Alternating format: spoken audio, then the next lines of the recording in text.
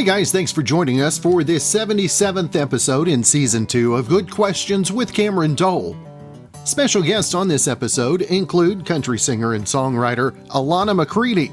We'll be talking about her new single, Something Like That.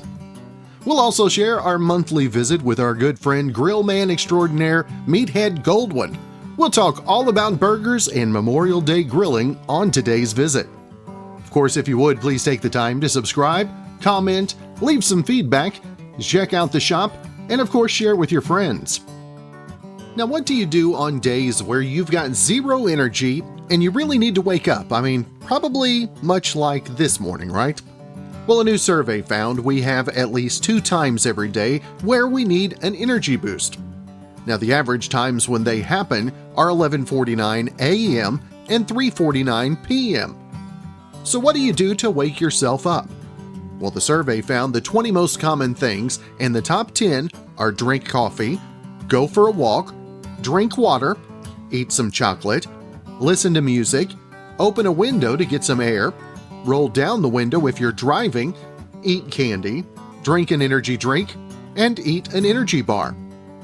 But I really like the stuff that finished lower on the list. Now, the 14th most common thing that people do is jump up and down.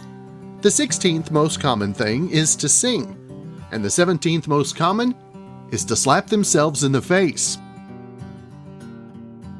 Country singer, songwriter, got a little hockey background. Maybe a bit of a surprise there for you. Elena Mccready, and first off, Elena, I really appreciate you taking some time. Of course, thank you for having me. Now, tell us, how did hockey and music, I mean, how did the two of those work, or did they even work together, if you will, for a while? Yeah, you would think that one would not be anywhere near the other. I grew up in Minnesota, so, it's called the state of hockey, and you get your first pair of skates when you're 3. As soon as you can walk, you get skates. So that was kind of, from a very young age, obviously something that I was going to at least try to do. And then my mom is from Oklahoma. And so she, my all growing up was playing country music for me. So I grew up on both things, my dad, my mom, and hockey became a major part of my life, and singing was always part of my life. And I always wanted to try and do both at the same time. And so I was the only athlete or hockey player in choir. And which everyone thought was a little strange. And then I actually used to sing the national anthem in my equipment before the games on the ice, and then skate and play goalie in the games. And other teams, like the away teams, would be so confused. Like, what is the goalie doing in the penalty box singing? And yeah, it was just, I never wanted to give up one or the other. And so there's even times where, I did have to make a choice or do one or the other on a specific day, because I don't know why the school just didn't stop scheduling concerts on the same day as my games.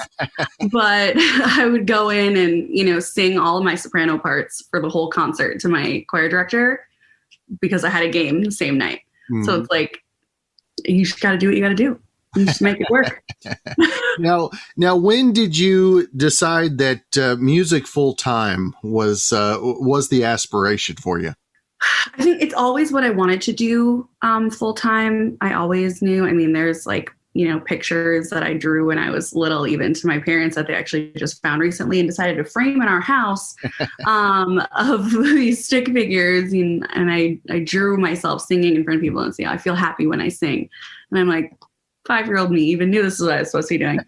But I think it was after college, I moved to New York and was doing PR, what I went to college for. And I got an opportunity to come down to Nashville, actually, and do some recording with a publisher down here. And after we did that, I sort of just was straight up with him. And I was like, listen, let me know. Do you think I could do this as a career? Because I think I can, and I think I should be, but I might be biased. So you tell me, what do you think? And he was like, no, I think you can do it. And for some reason, I just was like, okay, yeah, quit my job and moved. And I've been doing music full time ever since then. That was 2012. So it's just kind of, I knew it's what I wanted to do. And I don't think if I would have made that decision at that point, I would have ever put that first. So I'm just really glad that I did that. The new single, Something Like That, this one was introduced to me. I mean, as soon as I heard it, it had a sound to it. And what's it like getting feedback from a new single? What's it like putting yourself out there, I guess I should say? Oh, I love it. I haven't released new music in 3.5 years ish. And I've learned a lot in that amount of time, and I've done a lot more songwriting, and I've learned about myself and who I want to be as a songwriter, what I would sound like as an artist. And so I feel like this single and then the project that it will be on, that will be out later this year, I think is finally exactly who I am as an artist. And so I'm really excited about that. It feels great. I mean, the feedback has been amazing, which is, I mean, a blessing. But, it's always, the songs are my little babies. So you never know, someone, is going to smack it down and you're like, be nice to my kid. Slap my baby. Yeah, exactly. And so, the feedback has been awesome. And the majority of the feedback has been that it's super relatable. And I think as a songwriter, that's probably the biggest compliment you can get. And so having that be the majority of it, like, oh, I just went through that, or I was just thinking about that, but no one ever says that out loud, or, stuff like that. That's the best. That's the best feedback. Now, you talked about as a songwriter, and does the music for you, does the reactions change based on looking at it as a songwriter as opposed to a performer? I mean, I'm sure when you came to Nashville, you kind of had a different mindset on that too, didn't you? Yeah, it's definitely different. I mean, playing shows and performing is a feeling that you only know if you do it, and it's the best feeling on the planet. And now that we're getting back to that, it's like, I don't know what I was not loving not being able to play shows for people for the past 1.5 years. But it's different because when you're writing it and you're just doing something from scratch, it's different than just covering someone's song. For them, when they sing it, obviously it feels the same way, but to have known that I did it from scratch and like, this is my feelings, this is what I went through, hopefully it helps someone else. And then to also be able to perform that and try and portray that across is like the best. Now, how has songwriting inspiration been for you this last year and a half, since not being able to be out on the road? How has that changed your writing style? I think it's helped actually, because usually we're all on the road so much, we're touring so much, we're so busy that it's kind of squeezing in songwriting sessions. And so the fact that we haven't been able to tour for the past year, you have to kind of find a different outlet for that creativity because you're not, it's kind of like, if you can't go work out, it's like very, very similar feeling. You feel like, what are we going to do with all this energy? So I really decided to kind of shift that energy and that focus, and I wanted to create a new project because it had been so long. And so I was talking to Will Gittins. Him and I co-wrote the entire project together, and I was like, I want to do a new project, and he's like, okay. I'm like, you want to do it together? So, something like that is the first song that we ever wrote together and that we did for the project. And I'm glad that it's the one that we released first. So, I think it kind of put a new perspective on the songwriting. Definitely topics that none of us have ever had to write about or thought about writing about before. So I think that's helping music actually.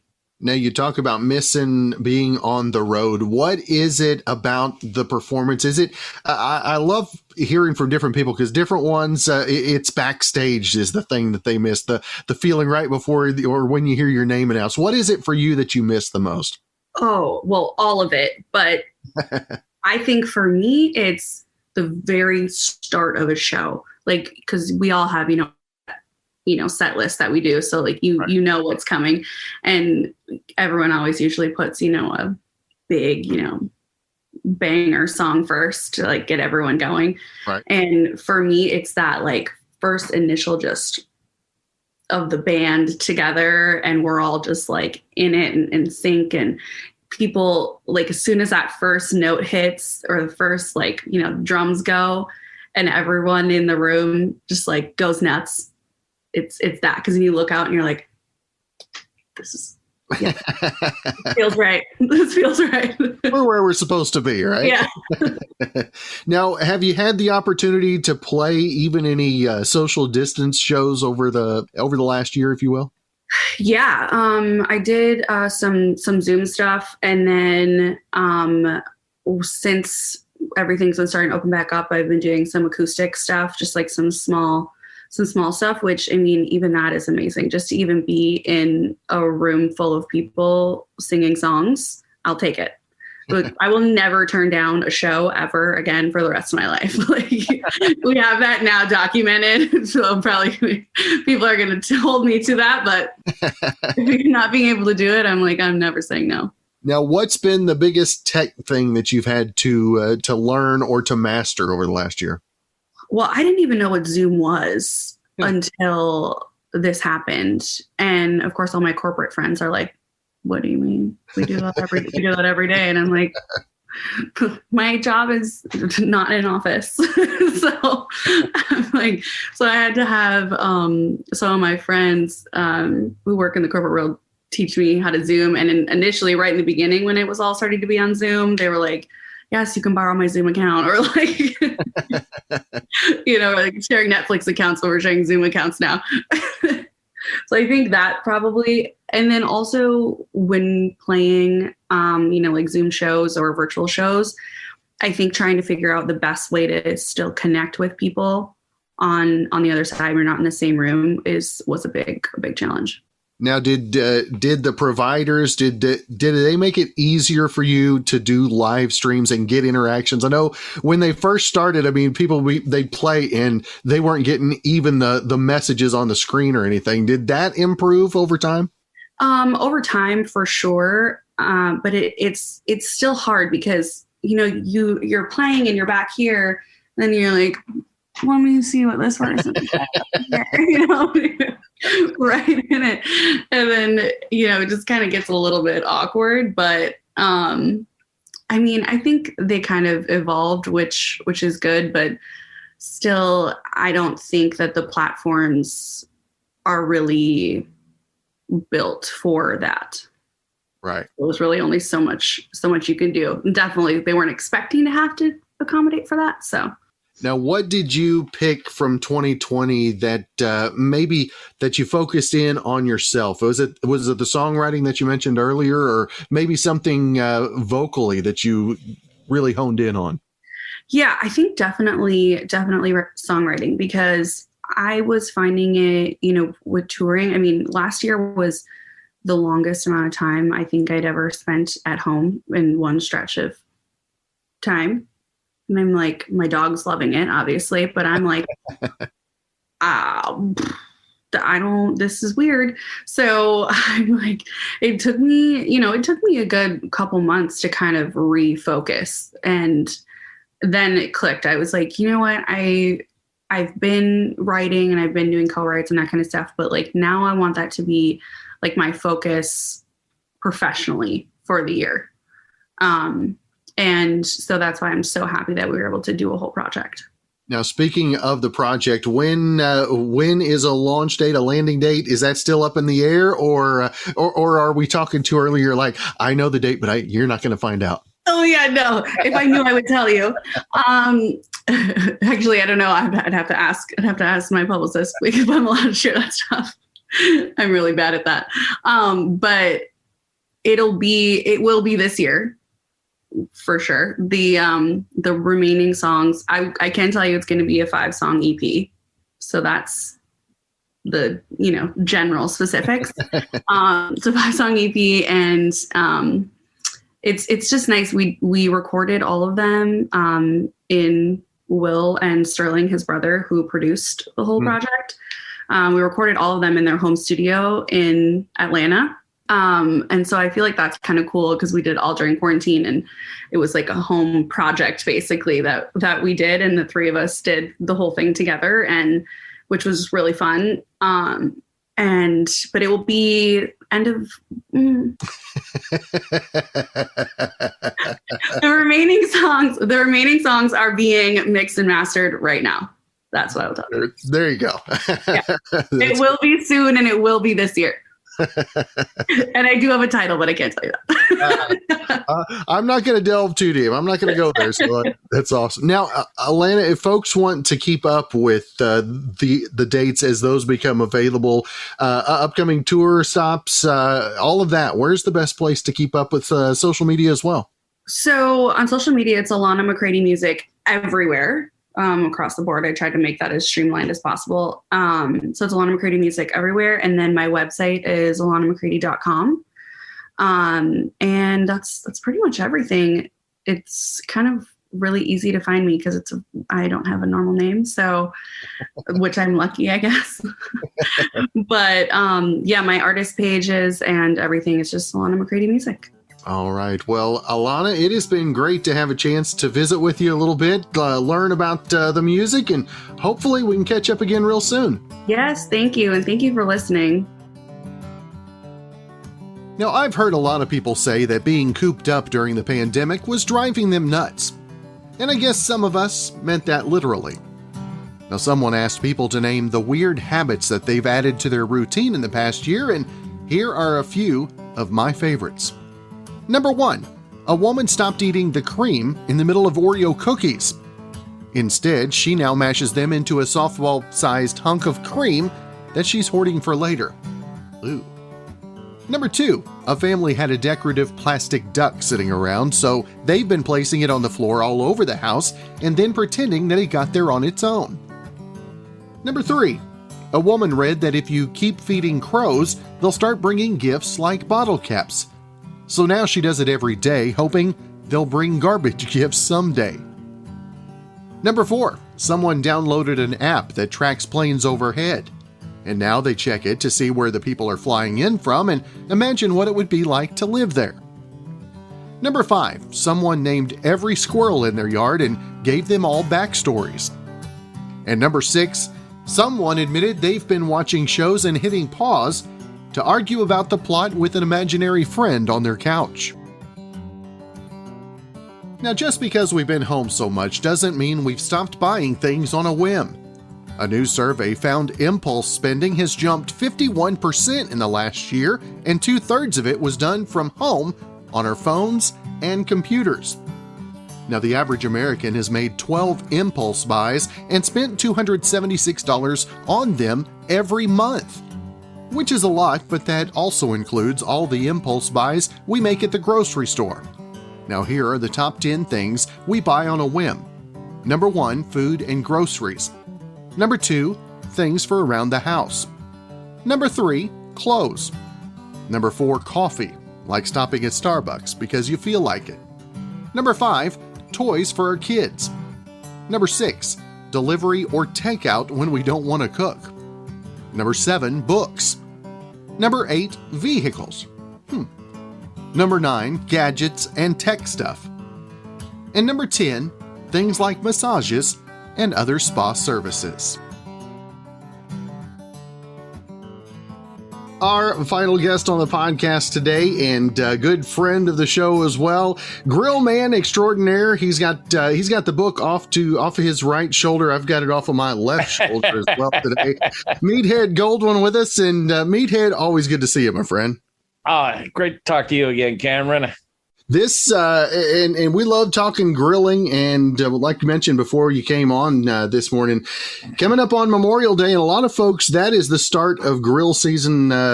Us here in Southwest Oklahoma, I don't think there is a season. I think it's like evergreen. Yeah, I'm jealous of you. So Memorial Day, obviously grilling, hot dogs and hamburgers, and something you mentioned before we came on. I don't think we've ever really delved deep into a hamburger. Well, there is nothing more true than the Happy Meal. And it all starts with the burger. And for you, what is the number one thing to making a good burger? What's the number one starting point?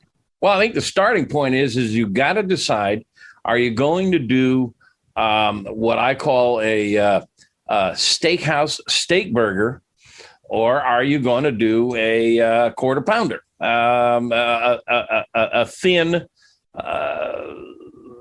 wrap, like a fast food burger? And they require entirely different cooking techniques and procedures. So you want to start with, do you want to do a thin burger or a thick burger? And I say, let's say quarter pounder or less, that's 4 ounces or under, and a steakhouse steak burger, that's 6 ounces or up to 8 or 9 ounces, which is half a pound. And when you decide on that, I mean, do you need to select how much different is the different cuts of hamburger that you see? Oh, that's a great question. First of all, try to buy ground chuck or ground beef of some sort, but don't get something labeled hamburger. Don't get something labeled just plain old hamburger, because it's usually the cheapest, leanest cuts. You want about an 80-20 blend. Now, that means 80% lean, 20% fat. Now, I know people try to watch their health and their diet, but you're not going to eat hamburgers every day. And if you go less than 20% fat, it can be dry. The moisture in a burger doesn't come from water. It comes from fat. And you need at least 20% to have a juicy, delicious hamburger. And that's real important because you need to cook hamburger to about 155 degrees interior. And that means it's no longer pink or red. Now, I know everybody wants a nice rosy hamburger, but if you undercook hamburger, you take a major health risk. E. coli is often on ground meat, and you need to cook it to a high enough temperature to kill it. And if you cook it to a high enough temperature to kill E. coli, you're probably going to evaporate a lot of the water. Right. So you need the moisture from the fat. So look for an 80-20. And often you can ask your butcher at a good grocery store to custom grind for you. If you don't see what you like down there, you can say to him, can you give me 2 pounds of 80-20? Or you can grind it yourself if you have a grinder. Chuck steaks tend to be about 80-20 all on their own. So you could take a chuck steak and take it home and grind it yourself and get a proper fat to lean ratio. And that's where you want to start. The next thing you need to think about is whether you're going to mix anything in. Now, there are purists out there who say if you start putting things like Worcestershire and onions, that you're making meatloaf, not hamburger. The one thing you really want to avoid is salt. You're going to salt the burger on the exterior, but don't mix in the salt. If you mix the salt in with the ground beef, it makes it tough. It breaks down the protein. It makes it into almost a paste, and you get a really tough burger. So if you want to mix garlic powder and black pepper and onion powder in with your burger, fine. But don't put the salt on the interior of the burger. Get your burgers all mixed up. If you want, make the balls and the patties and wait till just before you grill to salt them on the exterior. And that way you'll have a tender or juicy. Another key factor is don't overwork the burger. Don't crunch it and smash it and ball it and push it. You want little air pockets in there to hold some of that melted fat so it'll be juicier. There's little gadgets you can buy that are like little rings that are used to form hamburgers, and you press down on them and they give you a perfectly uniform burger, but all that pressure pushes all the air out. And so you don't have those pockets. So those are a couple of the key concepts to preparing your patty. And then it comes down to cooking it properly. Now, when you talk about the patty, I know, and I like to experiment a little myself by blending different types of beefs, and I'll put a little sausage and stuff in there. Nice. What is your favorite blend? for your burger? I like to blend in a little ground bacon. Ooh. I mean, bacon. What can go wrong with bacon? You can take bacon and grind it up and mix it in with your blend, and you're going to get a little. Bacon tends to be almost 50-50 fat to lean. So that'll make up for, say you buy some ground meat that is too lean. Mix in some bacon and you get smoky flavor and you get bacon flavor. And it's salty. So you can really amp up a burger. There are people who make a real big deal about what cut of meat they use. Some people use ground flank steak. Some people use ground short ribs. Ground chuck is just fine, I think, in most cases. There's not a huge difference in the flavor of different muscles on the steer, but there is a difference in toughness. But you don't have to worry about toughness when you're making burgers because you're pre-chewing it. It's you're grinding it, it's pre-chewed. So who cares if you make it out of brisket, which is a tough cut? It's going to get all ground up. Now, are there any cuts that you want to stay away from that maybe won't hold the patty as well as others? I don't think so. I think you can use just about anything. I mean, I wouldn't use a really expensive cut like a ribeye or a filet mignon or something. I don't think it's going to bring any extra flavor. A lot of the flavor comes from the fat. The muscle tissues tend to be fairly similar from front to rear on a steer. Now, when you put it on the grill, are there any toppings you like to put on? Do you like to pour some beer over it, or do you just like to keep with the seasonings, if you will? Well, I think the secret to a great burger is a crust. You want when you apply energy or in the form of heat, right, to protein, it changes its chemistry and it changes its color. It turns brown. And that's called the Maillard reaction. And it's a chemical reaction that makes more flavor than when meat is tan. So you want to get a good crust. Now, if you're doing a quarter pound cheeseburger or something, what a lot of people like to do, and it works really well, is they make what they call a smash burger. And to make a smash burger, you take a quarter pound of beef and you form it into a round ball. And you just set it aside until you're all ready to go. And then when you're ready to go, you put a cast iron frying pan on the grill or a griddle on the grill and get it good and hot, around 375. If you've got one of those infrared gun thermometers, they come in real handy for this. Around 375 is what a lot of the good fast food restaurants use. And you get that cast iron good and hot, and you take that ball and you smash it right down onto the surface. Leave it sit there, throw it down on there, and leave it sit there for about 30 seconds. So there's really good intimate contact between the meat and the metal. And then you get a sturdy spatula and you press down on it so it spreads out and you get these jagged edges. And now everything is in good contact with hot metal, and hot metal really conducts heat well. And so now you're going to get a really good brown surface, and just back off. Don't touch it. Leave it sit there for several minutes. Watch it sizzle. You'll see fat juices drain out. It shouldn't stick. And after it gets a good dark brown, then you can flip it. And if you want, what some people will do is they'll throw some chopped onions down on the pan, and you can get them sizzling in the drippings from the burger, or even lay the burger on top of the onions.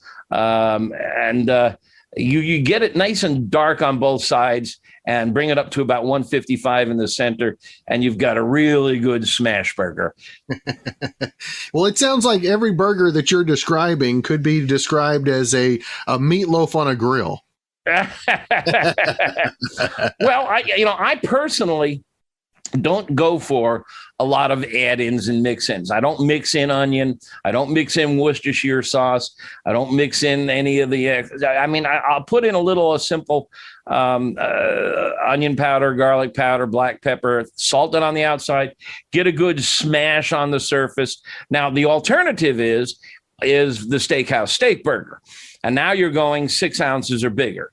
And that you don't want to smash. That you want to form in your hands to about 4 inches diameter, or maybe a little over that, because that's about the size of the bun.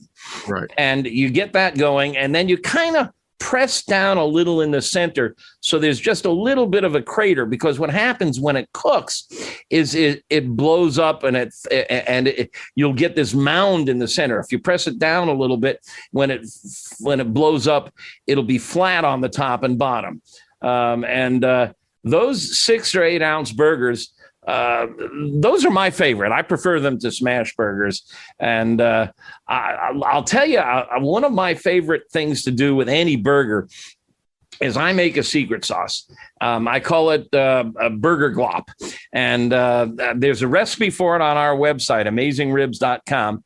I think it may be in my book, Meathead, The Science of Great Barbecue and Grilling. I don't recall. But it's really simple. It's a blend of barbecue sauce instead of ketchup. Red barbecue sauce is really just ketchup on steroids. Barbecue sauce, a little mustard, mayo, and a good blend of these. Get the blend mixture right, and it's really delicious on a burger. Now, you talked about the 6 to 8 ounce burgers, and you also talked earlier about smashing the smaller ones down. So obviously the size is different. The cook is going to be different. How do you change temperature wise what you put on the grill for the 6 to 8 ounce? Well, for the 6 to 8 ounce burger, I actually like to grill those on the grill, not on a hot metal surface, not on a griddle or a cast iron pan. I prefer those for the smaller smash burgers. But if I've got a thicker burger, I like to cook it over open flame. And I want to throw sometimes a little bit of wood on top of the charcoal or the gas burners to get a little bit of a wood smoke. In fact, something that's fun to do is if you have a smoker, or how to turn your grill into a smoker, is to start a thick 8 ounce burger on the indirect side, away from the direct heat, and get smoke to it. So you gently smoke it and bring it up to about 140 degrees internal temperature, which is not quite done yet. And then move it directly over the hot flame or into a hot cast iron pan to sear the exterior.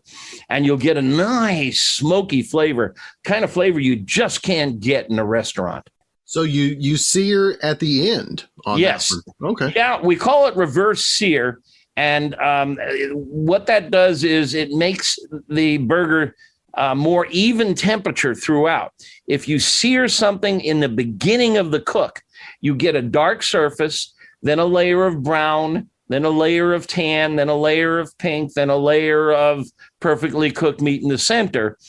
But if you warm it gently away from the heat, it'll be even color throughout. Then you move it over direct heat, over flame or over glowing coals. Lift the lid so all the energy is on one side of the meat, and then flip it. And then flip it. You flip it a lot. I know that goes against what everybody's been told, but it's called reverse sear. And I explain the physics. It's really logical when you think about it on AmazingRibs.com and in my book. But reverse sear is a great way to cook thicker cuts of meat. It won't work on a thin cut of meat, but on a thick cut of meat, it's the ideal way to cook. And if you're going to do an 8 ounce, half-pound burger, a big juicy burger, it's a really good technique.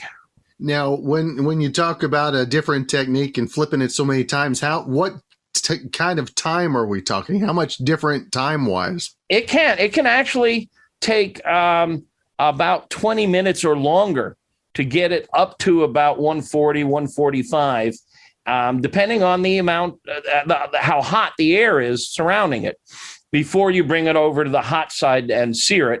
And once you get it over a hot side, depending on how much energy you're producing. If you've got a wimpy gas grill, it'll take a little longer to sear it. If you've got really thick pile of charcoal, it'll sear very quickly. So it's a slower process. And I would be remiss if I didn't ask you, as we get closer into the summer months, we get into some of those summer veggies as well. Your veg head also apparently is a slash you now have. What are you pulling out of the garden to throw on the grill for Memorial Day as well? Well, my wife is a master gardener, and she's growing her own lettuce already. Here's a couple of thoughts. When you pick up a burger, you have your 2 thumbs on the bottom, and then you have 4 fingers on the top. So you've got a better grip on this baby on the top. So what I like to do is I put that burger glop on both sides of the bun. Oh, by the way, you got to toast the bun too, by the way. Absolutely got to toast the bun. And if you want, you can give it a thin layer of butter or margarine before you toast it to get it really crispy. You want to make sure that most of the other things, the lettuce and the tomato and the onion, which I love those 3 all together, they should go up on top. So you've got a stronger grip on them rather than underneath. If you know how sometimes burger, the bottom bun will kind of flop open. And if you've got your toppings on your bottoms, then a lot of them are going to fall out. That's what happens when you put your tops on your bottoms. That's right. Exactly. Now, another question. When you talk about burgers and you talk about cheeseburgers, I know that there's also, you find in meat markets, you'll see where they've put in, like you mentioned earlier, bacon and cheddar cheese or something like that in the burger. Do you prefer the cheese inside or outside of your burger? You can actually, what a lot of people will do, and it's kind of fun, is you make 2 thin patties, 1/4 pound each, and you kind of poke the center down, make a little pocket, and you put the cheese on top, and then you lay one patty on top of the other and pinch the edges together. So you've essentially made a cheeseburger with the cheese on the inside. There's an issue with this, though. When that cheese gets really hot and melty, it'll burn the heck out of your mouth.